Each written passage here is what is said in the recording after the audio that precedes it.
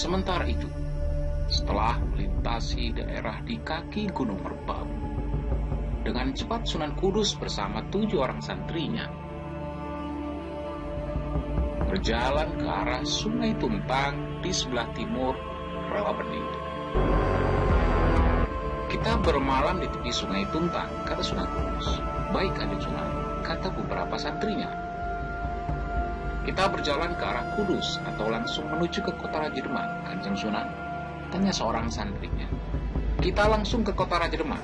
Dari sini kita terus menuju ke timur, menyusur Sungai Tuntang. Tidak usah lewat jalan ke utara," jawab Sunan Kudus. "Kita tidak lewat Bandar Bergota?" tanya santrinya. "Tidak usah, lewat Bergota terlalu jauh. Jalannya memutar meskipun sudah agak ramai. Saat ini ada beberapa nelayan yang tinggal di daerah Bergota," jawab Sunan Kudus. "Kalau kita lewat daerah Asem Arang, kita harus menginap semalam lagi. Tapi kalau kita menyusuri Sungai Tuntang, dan kalau perjalanan kita lancar, besok sore kita sudah sampai di kota Raja Demak," kata Sunan Kudus.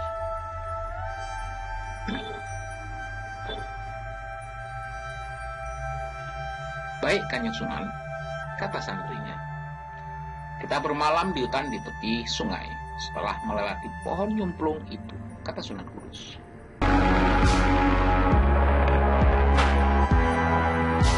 Mereka berjalan terus. Matahari hampir terbenam. Lembayung senja telah menghiasi langit di daerah barat. "Kita menuju sungai. Sebaiknya kita mandi dulu. Setelah itu kita melaksanakan kewajiban kita, sholat maghrib," kata Sunan Kudus. Malam itu rombongan Sunan Kudus bermalam di hutan. Dengan batu titikan dan serabut aren kering, salah seorang santri membuat api, sedangkan santri yang lain mengeluarkan jagung dan ketela pohon. Dengan berkerudung kain panjang, mereka menikmati ketela dan jagung bakar. "Alangkah nikmatnya jagung bakar ini," kata salah seorang santri. "Ya, ketela pohon ini kebetulan empuk sekali," kata santri lain.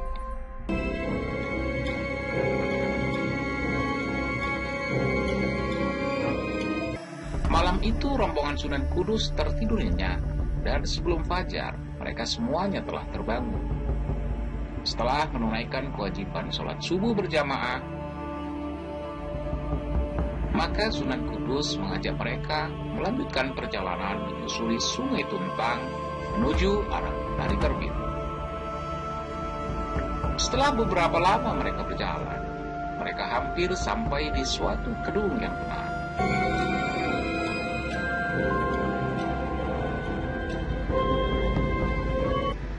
Di depan ada kedung srengenge. Kedung itu dalam, sedikit memutar. "Jangan lewat kedung itu, berbahaya. Di sana banyak buaya," kata Sunan Kudus. Setelah melewati kedung srengenge, Sunan Kudus menuju arah utara. Dan ketika matahari tepat di atas kepala, rombongan telah tiba di sebuah ororo yang keluar apinya merapen. "Kita beristirahat di sekitar tanah yang mengeluarkan api," kata Sunan Kudus.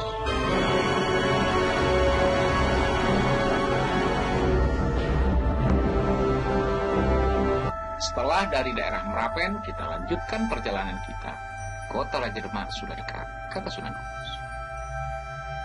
Di kota Raja Demak, matahari hampir terbenam ketika terlihat Sunan Kudus yang sedang berjalan diikuti 7 orang santrinya menuju keraton Kesultanan Demak.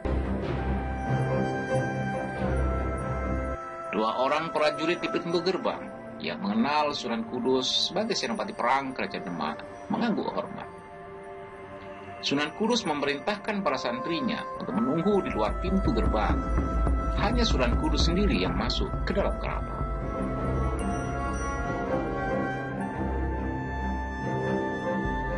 Di ruang dalam, 2 orang prajurit Wiratamtama, prajurit pengawal raja, mengangguk hormat ketika melihat Sunan Kudus. "Sampaikan kepada Sultan, aku akan menghadap," kata Sunan Kudus. "Baik, Kanjeng Sunan," kata seorang prajurit Wiratamtama, dan langsung berjalan menuju ruang dalam. Tak lama kemudian, prajurit Wiratama keluar dari ruang dalam dan berkata, Kanjeng Sunan dipersilahkan masuk, ditunggu Kanjeng Sunan di ruang dalam. Terima kasih, kata Sunan Kudus. Lalu Sunan Kudus berjalan menuju ruang dalam. Di dalam ruangan, sudah menunggu Kanjeng Sultan Patah. Dan ketika melihat Sunan Kudus masuk ruangan, Sultan Bintoro pun berdiri dan menyambut. Silakan dulu Kanjeng Sunan. Setelah mengabarkan keselamatan masing-masing, mulailah Sunan Kudus bercerita mulai dari awal sampai terbunuhnya Ki Ageng Pengging. Hanya satu permintaan Ki Ageng Pengging.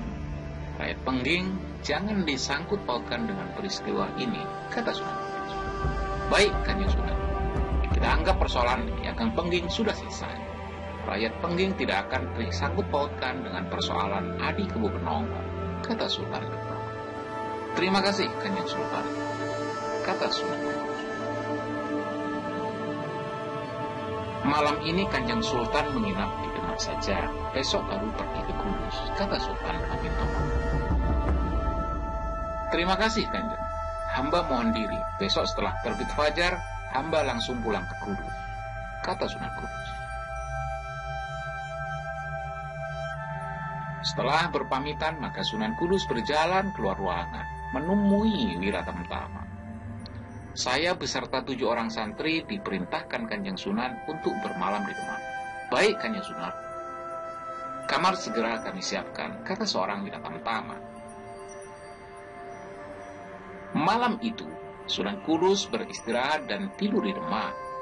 Dan ketika keesokan harinya, langit di atas Demak sudah terlihat terang, berjalanlah Sunan Kudus diri 7 orang santrinya, meninggalkan kota Raja Demak menuju Kudus.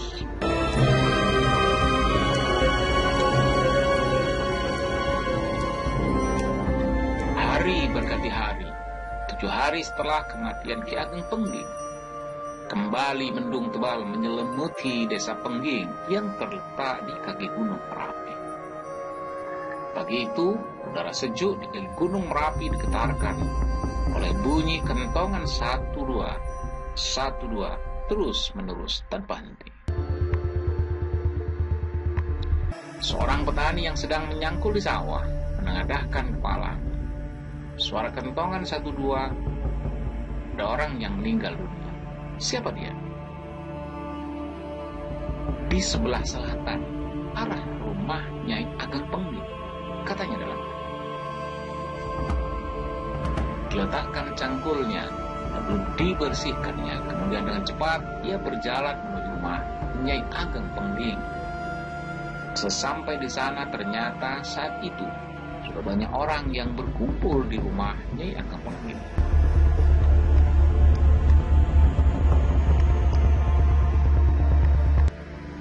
Siapakah yang telah meninggal? Orang itu pun bertanya kepada tangganya. Nyai Ageng Pengging telah meninggal dunia, kata tangganya itu. Gemparlah seluruh desa Pengging. Nyai Pengging meninggal dunia 7 hari setelah meninggalnya Ki Ageng Pengging.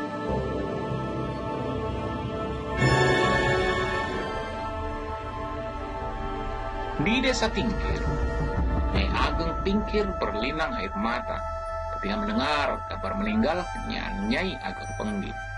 Kasihan Karebet, dia yatim piatu. Ayah ibunya telah meninggal dunia. Beberapa hari kemudian, di suatu pagi hari yang cerah, di depan makam Ki Ageng Tingkir, duduk seorang perempuan tua, Nyai Ageng Tingkir. Kepalanya menunduk, hidupnya terasa sepi, angan-angannya melayang, keinginannya kapan ia bisa menyusul suami. Terbayang adik iparnya, Ki Ageng Pengging, yang akan memberinya sesuatu. Dan angan-angannya Ageng Tingkir semakin melambung tinggi. Ki Ageng Pengging akan ninggali sesuatu, memberi sesuatu kepada aku. Lalu apa yang akan diberikan Ki Ageng Pengging kepada aku? Tanya Nyai Ageng Tingkir kepada dirinya sendiri. Tiba-tiba Nyai Ageng Tingkir tersentak kaget. Karebet, pasti Mas Karebet. Mas Karebet, pasti Mas Karebet lah yang akan diberikan Ki Ageng Pengging kepada gumam Nyai Ageng. Tak lama kemudian, di pelupuk mata Nyai Ageng Tingkir mengalir air mata. Lalu ia pun berkata, "Nger Karebet, tunggu sebentar. Biung akan segera menjemputmu ke Pengging." Nyai Ageng Tingkir segera berdiri. Kaki tuanya melangkah pelan, semampunya dia berjalan menuju desa Pengging. Dan menjelang sore hari, perlahan-lahan masuklah Nyai Ageng Tingkir ke halaman rumah Nyai Ageng Pengging. Ditemuinya seorang perempuan yang menjadi pengasuh Karebet. "Di mana anakku Karebet?" tanya Nyai Ageng.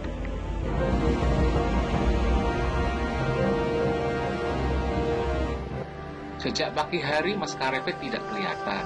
Mungkin bermain di hutan Nyai Ageng," kata pengasuh Karebet. "Apakah Karebet sering pergi sendiri? Padahal usianya baru 3 warsa," tanya Nyai Ageng. "Iya Nyai Ageng, Mas Karebet sering bermain di hutan," jawab pengasuh. Malam itu Nyai Ageng Tingkir menginap di rumah Nyai Ageng Pengging. Dan malam itu Karebet yang masih kecil tidak pulang ke rumah. "Karebet, kau tidur di mana malam ini, Nger?" gumam Nyai Ageng Tingkir. Keesokan harinya, ketika langit di arah timur sudah memerah, Nyai Ageng Tingkir masih menunggu kedatangan Karebet. Setelah hari menjadi terang, terlihat seorang anak kecil berjalan memasuki halaman rumah Nyai Ageng Pengging. Melihat kedatangan Karebet, Nyai Ageng Tingkir tidak bisa menahan tangisnya dan berlari nyongsong. Karebet dipeluk dan digendongnya masuk ke dalam. "Anakku Karebet, kau dari mana saja, Nger?" katanya Nyai Ageng Tingkir. Pagi itu, Nyai Ageng Tingkir mengumpulkan penduduk Pengging. Dan berkatalah Nyai Ageng Tingkir di hadapan rakyat. "Saudaraku, semuanya rakyat Pengging, saya meminta kerelaan hati saudaraku semua. Hari ini Mas Karebet akan saya bawa ke Pengging. Sekarang aku yang akan menjadi biungnya. Biarlah di sana Karebet menjadi anak saya. Nanti apabila Ki Kebo Kanigoro pulang ke Pengging dan bertanya tentang Mas Karebet, jawablah, Mas Karebet berada di desa Tingkir, dan sekarang ia telah menjadi anakku," katanya Nyai Ageng Tingkir. Setelah berkata demikian, Nyai Ageng Tingkir terdiam sesaat, menunggu jawaban rakyat Pengging, dan ternyata tidak seorang pun rakyat Pengging yang pulang.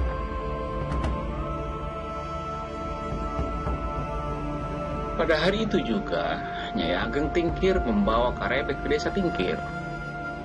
Dan mulai saat itu, Nyai Ageng Tingkir telah mempunyai seorang anak angkat, Karebet. Di desa Tingkir, Karebet mendapat limpahan kasih sayang yang tulus dari seorang perempuan tua, Nyai Ageng Tingkir. Matahari masih terlihat terbit di arah timur, tenggelam di arah barat. Begitulah alam terus bergerak secara teratur. Hari berganti hari, sekian belas warsa telah berlalu. Tak terasa Karebet telah menjadi seorang jaka tumaruna, seorang jaka yang tampan dari Tingkir, jaka Tingkir.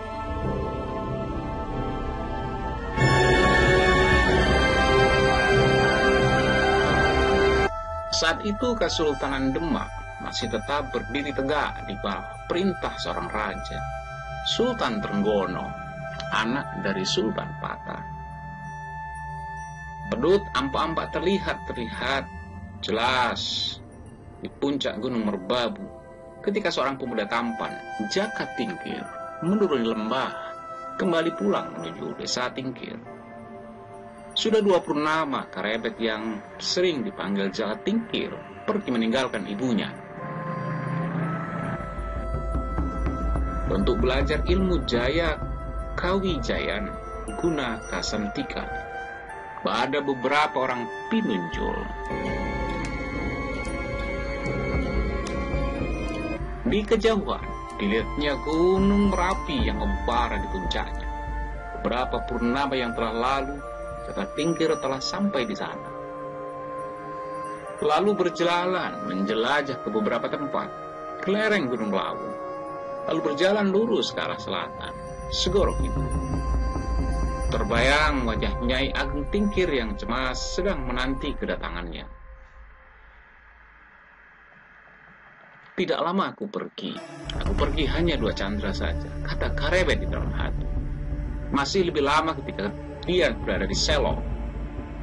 Setelah dari Selo berjalan ke arah timur, melewati pinggir beleduk lumpur lalu berbelok ke arah utara. Berjalan melingkari Gunung Muria, mengunjungi Bandar Jepara, lalu berjalan menyusuri pantai hingga daerah Asem Arang. Hanya 2 candra, kata Karebet, 2 candra. Waktu yang sama seperti ketika dia pergi ke Gunung Sumbing. Lalu berjalan mendaki Gunung Sindoro. Diteruskan dengan mendaki ke Gunung Perahu yang di puncaknya terhadap reruntuhan candi. Kedua kakinya terus melangkah dengan irama yang teratur menuju Desa Tingkir. Masuki Desa Tingkir, Karebet berjalan cepat menuju rumahnya. Dilihatnya seorang perempuan tua sedang menyapu halaman. Nyai Ageng Tingkir yang sedang menyapu halaman terkejut dan segera melemparkan sapunya. Ketika dilihatnya Karebet berjalan ke arah, dipeluknya badan Karebet yang tegak.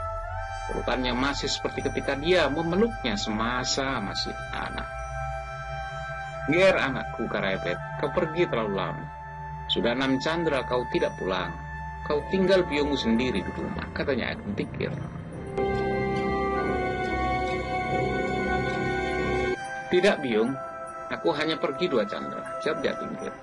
6 candra Ger, kau telah pergi terlalu lama. 6 candra, kata biung. Ya biung, saut Karebet yang heran mendengar perkataan Nyai Ageng Tingkir. Nyai Ageng Tingkir melepaskan pelukannya, masih dengan berurai air mata. Dibimbingnya tangan Karebet dengan penuh kasih. Makanlah dulu Ger, kau pasti lapar. Ya biung, jawab Karebet. Ger Karebet, bersihkan dulu tanganmu di belakang, katanya Ageng Tingkir. Menyuruh Karebet ke belakang untuk mencuci tangan dan kakinya. Sedangkan dia sendiri sibuk menyiapkan nasi dan sayur, serta mengambil kendi yang berisi air minum. Kasihan anakku Karebet, dia pasti lapar, katanya Ageng Tingkir dalam hati. Makanlah Ger Karebet, katanya Ageng Tingkir. Ya biung, jawab Karebet. Dan dia pun makan nasi yang diberikan biungnya sambil duduk di atas lincah.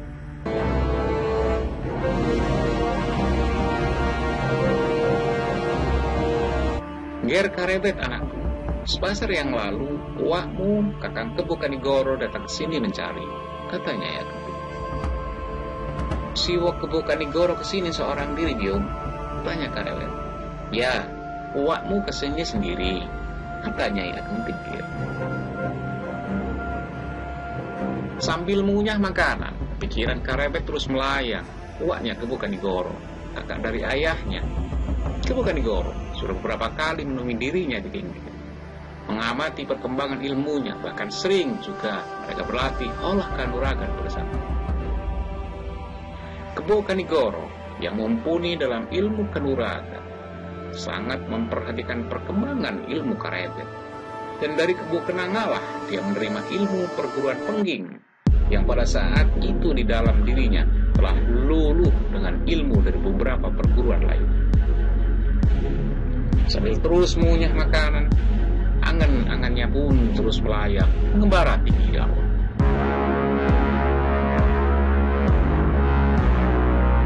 Terbayang kembali setahun yang lalu dirinya berjalan sendiri dari daerah Asem Arang menuju ke arah matahari terbenam. Dari Bandar Bergota, Karebet membawa sebuah bungkusan kecil berisi selembar, 2 lembar pakaian, dan beberapa makanan. Berjalan ke arah barat, menerobos semak dan perbukitan, berenang menyeberangi sungai besar, dan sampailah dia di hutan yang lebat, Alas Roban.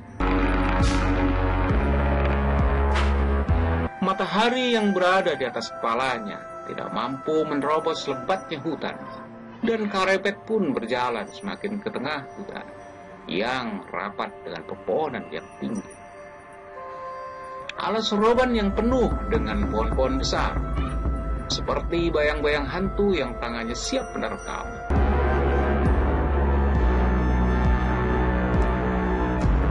Tetapi yang akan diterkamnya adalah Karebet, ayam jantan dari Pengging, seorang pemberani keturunan Raja Majapahit. Cucu buyut Raja Majapahit, Prabu Brawijaya Pamungkas. Karebet berjalan terus, dan ketika dilihatnya di dekat sebuah pohon munggur, ada sebatang pohon yang roboh melintang di tengah jalan. Maka Karebet berniat beristirahat duduk di situ. Perutnya yang memang sudah terasa lapar, kita segera diisi. Kemudian diambilnya dari dalam bungkusan yang dibawanya, sebuah ketela rebus. Ketela ini terasa manis, kata Karebet bilang. Ketika Karebet sedang makan, dengarnya ada suara berisik yang lemah. Dan dengan panggerahitannya yang tajam, dia bisa merasakan ada beberapa pasang mata yang sedang mengawasinya. Karebet segera berdiri, bersiaga penuh, siap menghadapi segala kemungkinan.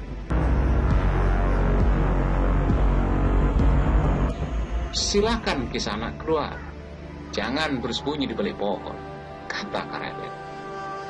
Tak lama kemudian muncullah 4 orang berwajah garang.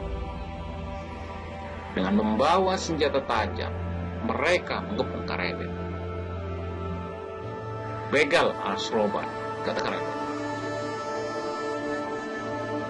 Banda penyawa, gertak perampok yang berjambang lebat.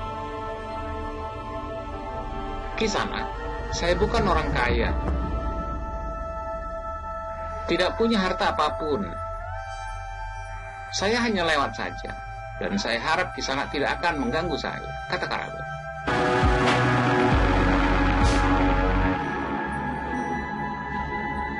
Serahkan bungkusan yang ke bawah, kata perampok yang bertubuh tinggi kurus.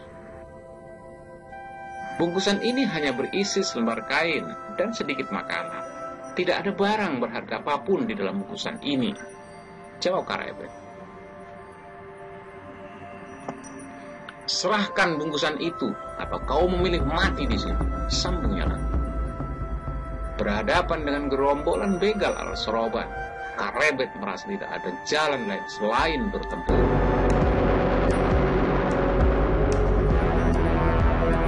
Ambillah bungkusan ini kalau kau mampu, kata Karebet bersiaga. Terdengar suitan nyaring dari pemimpinnya, dan keempat begal Alas Roban segera menyerang Karebet.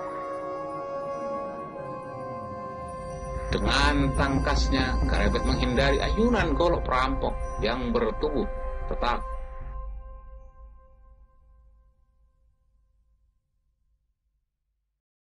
Dengan tangkasnya, Karebet menghindari ayunan golok perampok yang bertubuh tegap gagah. Tetapi belum juga kakinya berdiri mapan, pedang pendek perampok bertubuh tinggi mendesir di samping telinga. Setelah itu disusul tusukan pedang yang hampir bersamaan dari 2 perampok lainnya. Tubuh Karebet bergerak cepat. Serangan lawannya dapat dihindari. Bahkan ujung jarinya bergerak cepat, akan menyentuh leher pemimpin perampok. Tapi terpaksa ditarik kembali karena datang serangan tebasan pedang pendek perampok lain. Karebet melompat ke belakang. Tapi begal Alas Roban tidak melepaskannya. Keempat perampok itu bergantian menyerang dirinya. Sebuah pedang terjulur ke arah lambung, memaksa Karebet menghindar dengan menggeliat ke samping. Disusul datang serangan tendangan kaki dari pemimpin begal Alas Roban. Tidak ada jalan lain selain menangkis dengan sikunya. Sesaat kemudian terjadi benturan keras. Siku Karebet menangkis tendangan kaki pemimpin perampok, dan akibatnya membuat pemimpin perampok terkejut. Siku Karebet bergetar, tapi kaki pemimpin perampok itu terpental, terlempar ke belakang. Terlihat dia berguling sekali, lalu dengan susah payah dia berusaha berdiri, siap untuk menyerang Karebet sekali lagi. Beberapa saat telah berlalu, perkelahian masih berlangsung cepat. Pemimpin gerombolan begal alas roban menjadi heran. Sudah sekian lama mereka mengeroyok seorang pemuda, tapi belum bisa mengalahkannya. Jangankan mengalahkan lawannya yang masih muda, menyentuh tubuhnya pun mereka tidak mampu. Dengan sepenuh tenaga, pemimpin perampok mengayunkan goloknya. Tapi alangkah terkejutnya ketika telapak tangannya menjadi sakit ketika goloknya seakan-akan membentur sebuah perisai yang tidak terlihat, yang hanya berjarak sekilan dari tubuh pemuda perkasa itu.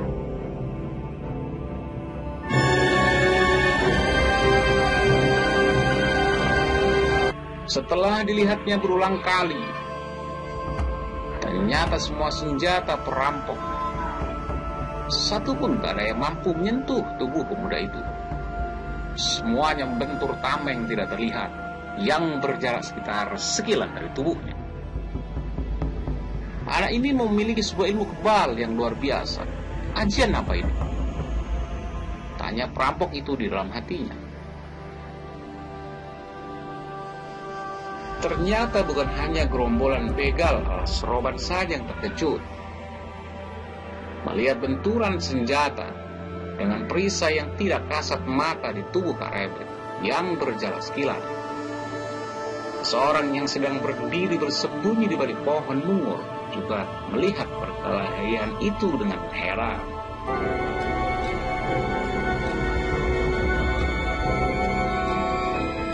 Ngedap-ngedabi, ternyata anak sumur itu sudah mampu menguasai aji lembu sekilan, kata orang tersebut di dalam hati. Dan ia pun semakin memperhatikan gerak Karebet lebih tajam lagi. Karebet merasa perkelahian itu sudah cukup lama, maka ia pun berniat untuk mengakhirinya. Dan dengan sebuah tendangan mendatar, tumitnya mengenai pinggang salah seorang perampok. Lalu tangannya bergerak cepat memukul tangan yang memegang pedang. Perampok itu hanya merasa tangannya bergetar keras, dan sesaat kemudian ternyata pedangnya sudah berpindah ke tangan lawannya. Melihat lawannya kini megang sebuah pedang, begal alas roban merasa tidak akan mampu mengalahkan pemuda perkasa itu. Maka pemimpin perampok cepat membuat suatu keputusan untuk menyelamatkan diri. Sekejap kemudian, terdengar sebuah suitan nyaring, dan keempat gerombolan begal alas roban yang ganas dengan cepat melarikan diri masuk ke dalam gerumbul pepohonan di tengah hutan.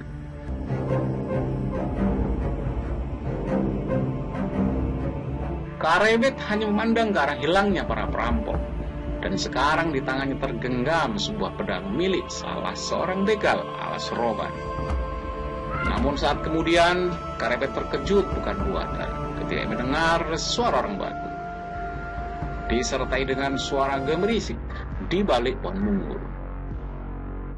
Ternyata seseorang bersembunyi di balik pohon munggur tanpa diketahuinya.